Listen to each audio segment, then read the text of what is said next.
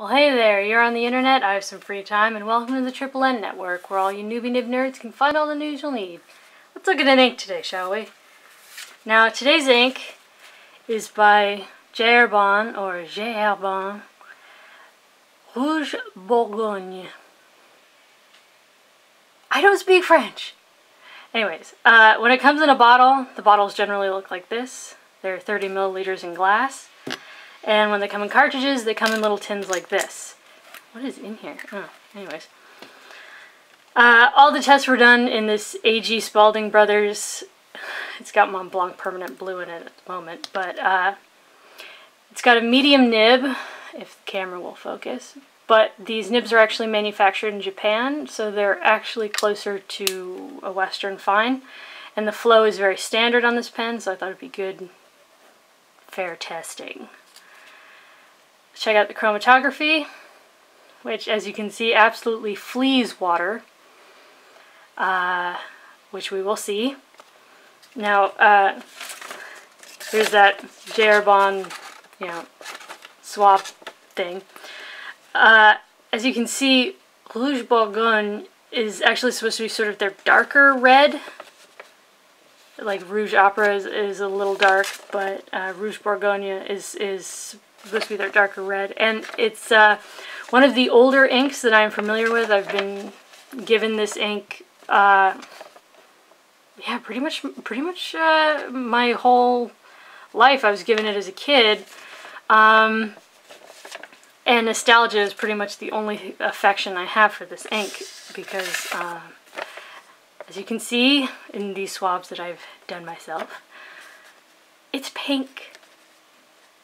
It's a medium dark pink, but it's a pink, and I feel like you can see here it's pretty watery. Here it is compared to Rouge Opera, which is thin and watery.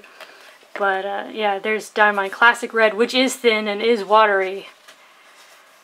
But Diamine Ruby, Black Swan and Australian Roses, Scented Orchids. It's supposed to be their dark red, and it's just sort of a medium dark pink.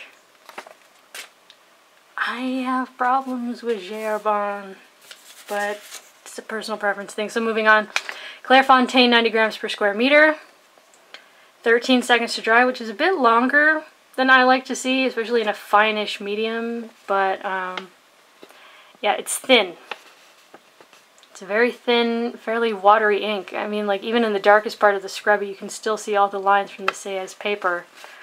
Now, one of the things about thin, watery inks is that they do tend to shade a lot.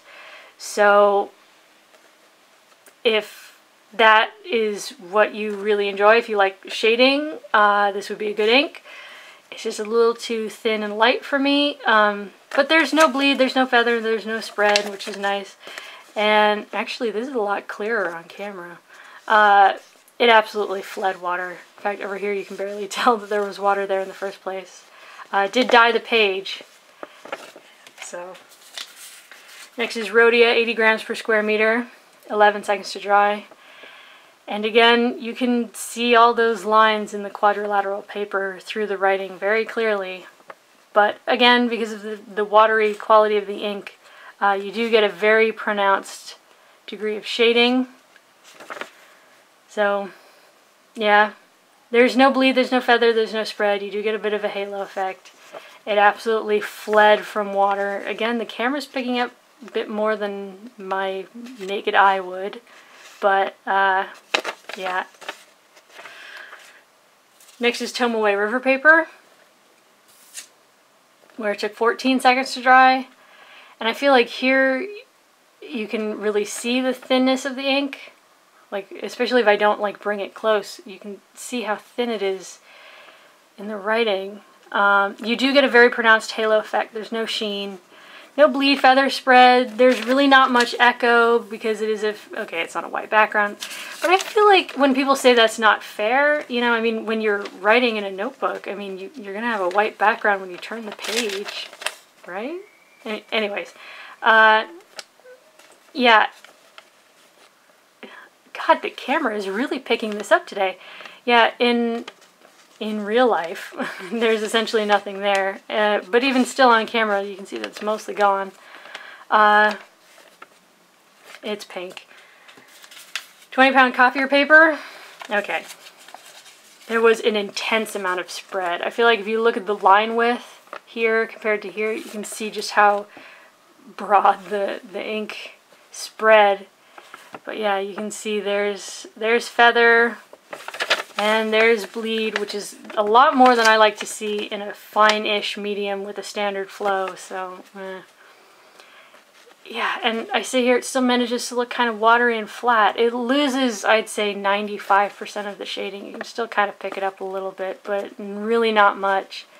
Water test is pretty bad. I mean, this is probably the most that's remained, but it exploded and it feathered and it dyed the page. So, next is Mead Notebook Paper, where it took 5 seconds to dry, which I really don't understand because this is a really absorbent paper. But, as I say, the barest bit of shading remains, which you kind of see. But yeah, there's bleed and feather and spread, but really not much. So, yeah, I mean, like, that's not too bad. There's an intense echo, but there's not a great deal of bleed. And there is some feathering, but it's not in-your-face feathering, so that's nice. But, yeah, the water test is a disaster. Most of it washed away, it feathered, it exploded, but there is some there, so And next is Moleskine Notebook Paper, but this is that old, really well-behaved Moleskine Notebook Paper, so take many grains of salt with this. 9 seconds to dry. Again, on the quadrilateral paper, you can clearly see all the lines, even through the writing. You do get shading, but yeah, it's still watery and pink looking, and most of it washed away, it dyed the page, it feathered and exploded. It didn't bleed because it's that freakish paper, but yeah, so there you go. There's, okay, I should probably, yeah. There's Herbin's Rouge Bourgogne. It's pink.